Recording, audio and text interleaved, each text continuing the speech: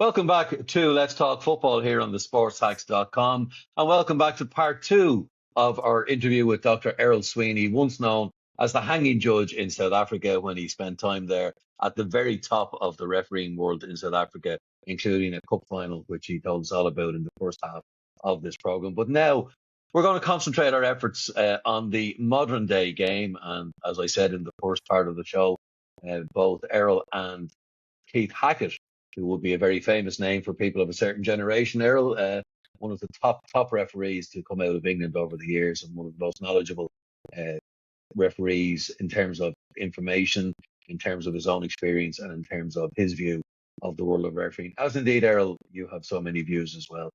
First of all, and you did touch on it briefly when we spoke in the first half of this show, VAR. What's your take on it? I saw a headline after one calamitous decision, and VAR. They had VAR, very average referee. So I don't know. Look, because the game is being forensically examined, and every nook and cranny is being searched to try and find an excuse for this, that, or the other. I personally think VAR is here to stay. The biggest problem, and it's every company would love this problem, I suppose, is the money involved.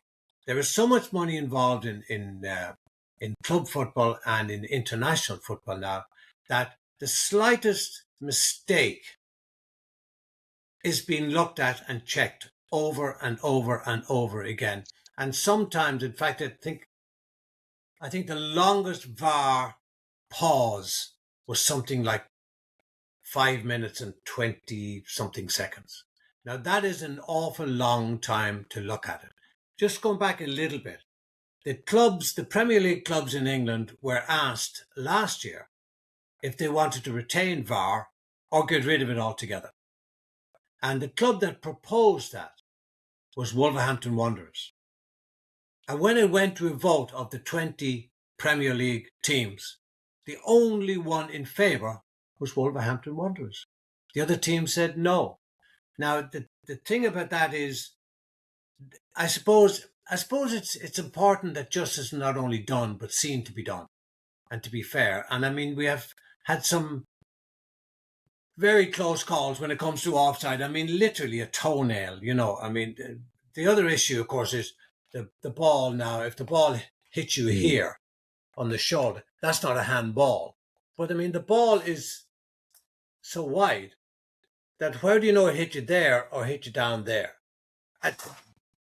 So the VAR sort of doesn't quite look at those, but they're thinking of bringing in now the delay it takes to take a corner kick, take a throw in and so on. But just going back to the VAR itself, I think it's here to stay. People say no. Actually, the championship teams in England, they were asked did they want it or not, and they said no, they didn't want it for next year. But I think there is so much money involved, Cathal, and you know, the width of a toenail can decide if a goal is onside or offside. And because of that, it's probably here to stay. And in terms of the money involved, I mean, you know, every weekend we hear people say, you know, we need VAR in Ireland. We can't afford it. The FAI and the League of Ireland cannot afford how much it will cost to install VAR into Irish grounds, the amount of people. There could be a job there for Errol. You could be the what do they call the VAR official? Trailblazer. But like for fans, like it's got to the stage now when you're watching a game or you're at a game and there's VAR in play, you're almost waiting for the joy to be taken out of it, aren't you? The joy to be taken out of a goal, or you know, if there's a penalty dispute, if a referee gives a penalty, you don't necessarily know it is going to be a penalty. Yeah. Well, there's only 4 reasons that VAR is being used at the moment. That's a penalty, a goal, offside, or mistaken identity. So, should it be used to do more things like they're talking about? I think Pierluigi Collina, the famous the referee with the stare, looking at people, he's now bringing forward plans to have the amount of time it takes to take a corner kick, as I've already mentioned, and throw-ins, and speed up the game a little bit more. I mean, will it get to the point where referees won't be going with their kit bag? They'll be going in their suit and their blazer and a briefcase and going upstairs and refereeing the game from up there. How far is it going to go, and how much of this is actually necessary? And as you said there, it kills the spontaneity for a goal being scored, because players celebrate and they have that all that emotion. Suddenly, boom, it's down to earth because there's a dispute. And then maybe if the goal is given, but the whole spontaneity is gone. But I go back to the thing that I said about the money that's involved. And I mean, take, for example, I know it was different circumstances, but Southampton being kicked out for spying. That game, not talking about whether it was right or wrong or whatever, but that actual game, they said, was worth £200 million to the winner. So Hull City will gain by £200 million.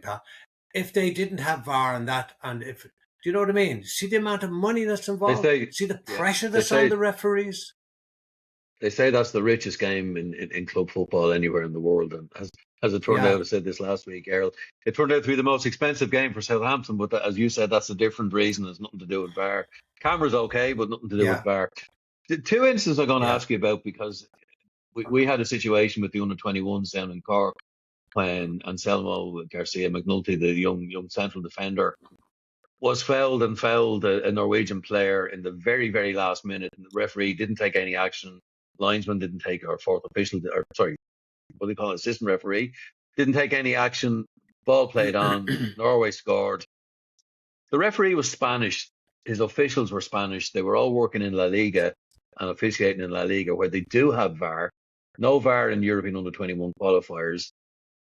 My suspicion, and there could be nothing to this whatsoever, is that because they were used to working with VAR, the decision, not that it was taken out of their hands, but there was a fallback, if that makes sense. And secondly, Ryan Manning, that famous penalty that was conceded in Prague and that was awarded by VAR. Ryan Manning plays in the championship with Southampton, as we were discussing Southampton. Doesn't play with VAR every week. Doesn't play with VAR watching everything that he does in the penalty box. So there might be a bit of jostling going on, and the chances are in club football 9 times out of 10 he's going to get away with it. Is that any sort of a reasonable argument on my part? Either of those? What, not to have VAR, or no? The fact that in Ryan Manning's situation, he's not used to playing with VAR, and then in the Spanish referee down in Cork, they had the VAR in Spain. When they're refereeing in Spain, they've VAR to rely on. So maybe they didn't move as quickly to make a decision as they would have done if they were working week in, week out without VAR.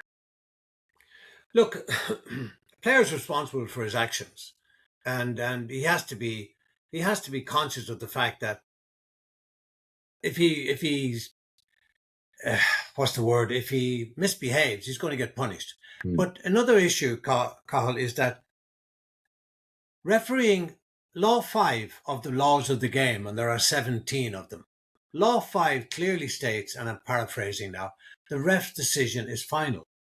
And he can only make a decision based on what he sees. And on the assumption that he's a decent, honest-to-God person, and that he's going to be fair and unbiased, then he's going to give a decision that he thinks is right and proper. And of course, it's very subjective as well, because it's one man making a decision, because we used to be told that we are judge, jury, and executioner. But the referee, I don't think it would make any difference whether he had VAR or not, the Spanish referee in Cork. He might have been able to call it. But on the VAR issue, and you're saying it's so expensive, how is it week in, week out, we can have rugby in this country, even down even over in Connacht, the referees can make a decision with the TMO based on what they see there and then. Is there not an argument for similar situation? And the equipment is there, the facilities are there. So why can't the referees make a decision based on what they see? And just to add on to that, the time that's been used, and we mentioned over 5 minutes ago, but it's averaging 3.5 minutes, which is a long time to be standing around. And remember, if you're doing that in the middle of winter and it's freezing cold or rain or snowing, and you're standing around there for 2-3 minutes, you're going to get cold very, very quickly. I would suggest that when a decision needs to be taken by VAR, that instead of the referee standing in the middle of the pitch, surrounded by players, which they're not supposed to do, if more than 3 players surround a referee, one of them gets a yellow card, but the referees are not doing it. And this weakens their authority in the eyes of the players as well, but that's a separate issue. Why doesn't the referee go to the pitchside monitor and together with the VAR guy make a decision, bearing in mind that at the end of the day, the referee has the final say. Even with VAR, even with fourth officials, even with anybody, he has the final say. And the thinking is that if the referee goes to the monitor, he's going to agree with the VAR guy. And there's only one guy, a new up-and-coming referee in England. He did it in the 3rd round of the FA Cup this year, Farah Hallam, a new guy, and he disagreed with the VAR and stuck to the original decision that he made. But VAR, I think it's here to stay. Whether we like it, whether we don't like it, I think it's here to stay. The clubs voted for it. The FIFA voted for it. I think it's here to stay. What impact do you think it's going to have on the World Cup? That will be very interesting. Mm. Because you'll see referees from all nations there, but they will be well schooled, and they're brought together something like a month before. They are already there. They're already there. Yeah, the VAR guys particularly will already be there, from the smaller countries. Remember, there's 48 teams this time in this World Cup. 48 teams. There used to be 32. So there's extra countries. So there's countries from Africa that wouldn't be used to VAR, and now they're suddenly being, they're going to have to get used to it. I hope it goes well. I hope there's not too much controversy, but even with VAR making a decision, the managers will still complain or celebrate whichever side of the fence they're on.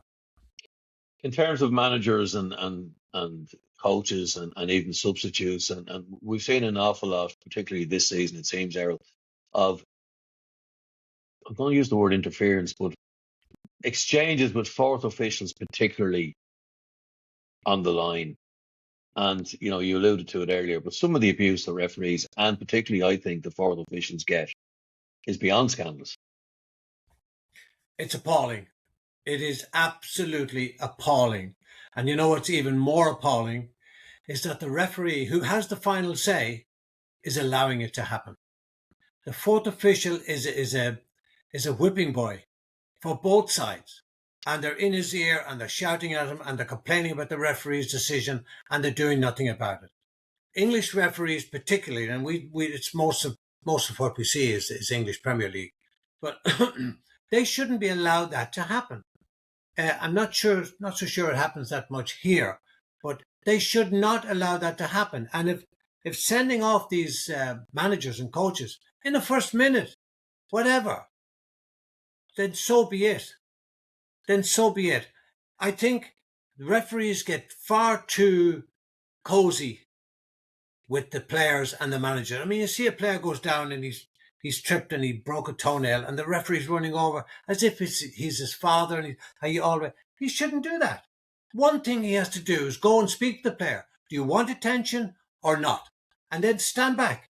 Don't be asking him how he is and is he all right and did you hurt yourself? I'm not sure. I'm not saying that they're saying that, but that type of thing, they cozy up far too much to the players and the coaches. They need to. You would never see a judge in a court of law talking to the defense or the prosecution during a trial or before a trial. You'd never see that, because he has to be up there to show that he is fair and impartial and doesn't show preference to one side or the other. But referees are not doing that. They are showing far too much sympathy or empathy, whatever you want to call it, to the players. They shouldn't be doing that. And I'll tell you another thing I would cut out, Carl. is this shaking of hands before the match starts. A load of nonsense, absolute nonsense. The game has no sooner started, they're after shaking and they're kicking lumps out of each other and they're shouting abuse at the referee. If I was in charge of referees, I would say, let the players shake hands if they want to. If they want to cross over and shake hands, fine. You step back and take up your position. You shouldn't be talking to the referees, you shouldn't be shaking hands with the players because it's the height of hypocrisy. It's something we're going to see, I'm sure, at the World Cup. With officials getting abused by coaches, etc. One of the other things that I wanted to ask you about the World Cup, and we saw this in Qatar, but the fact that FIFA have decided to play every second that there's a stoppage, and football now appears to be 110 minutes and nearly on occasions. Are you in favour of that? Do you think it's good, or is it asking too much of players? Well, when you go to pay into a match, you pay in to see 90 minutes of football. They did a thing in Italy not that long ago, and they found that if you take out the stoppages for throw-ins and corner kicks and goal kicks and injuries and blah blah blah, 56 minutes of the 90 was actual play. 56 minutes. I think any time that's lost should be added on. And by the way, it's added on at the end of the half in which it occurred. So the first half, add on. Second half, add on. If there's extra time, it's also added on at the end of extra time. Why shouldn't it be? People pay in to witness 90 minutes of football. Why shouldn't they get it?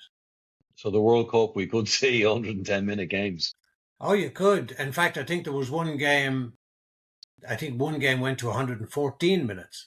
But the referee must stop his watch every time there's time lost. Now, not for if the throw-in is taken quickly, yeah. But when you get players about to take the throw-in and then they say, oh, no, we'll give it to the other side, another player to take it. That's deliberately wasting time. And, by the way, they should be yellow carded for that because they're deliberately wasting time, perhaps because they're leading, they're trying to run down the clock. I don't know. But these kind of things need to be dealt with fairly and firmly.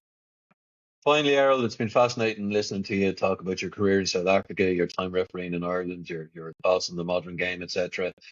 Yourself and Keith Hackett, tell us about the podcast and where we can see it every Monday night. I think it is on Facebook, etc. So here's an opportunity to plug the podcast, Errol.